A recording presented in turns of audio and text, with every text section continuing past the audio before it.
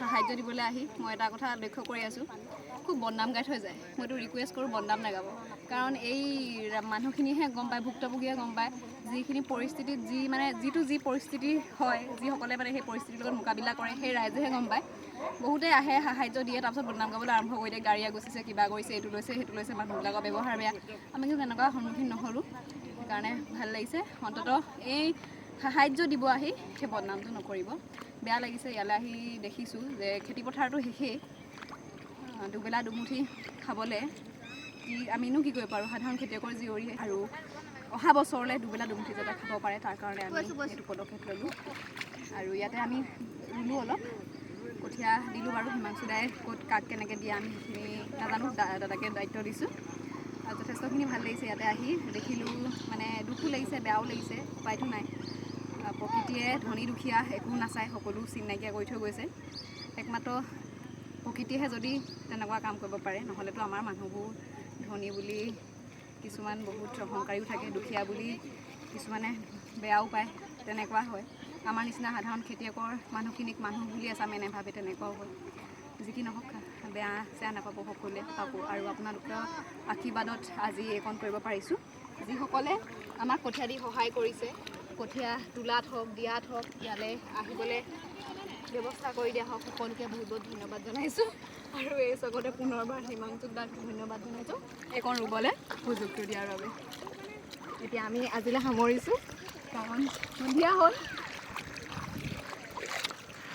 ৰাস্তাত আগচি ধোৱাক লৈ মোৰ কথা এটা মনত পৰিলে।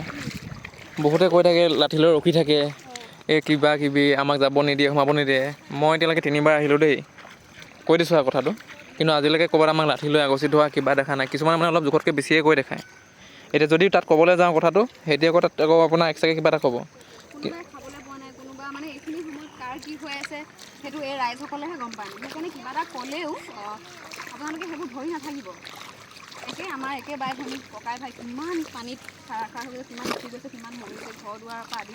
মই সেইবোৰ কথা ক'বলৈ যোৱা নাই, গাড়ী গোৱাৰ কথা ক'বলৈ যোৱা নাই। কিন্তু আমাৰ দৰে একে ভাই ককাই, একে আমাৰ মা দেউতাৰ পিতৃ মাতৃ তুল্য, আমাৰ পিতৃ মাতৃ আইতাকক কিমান পানীত উঠি গৈছে।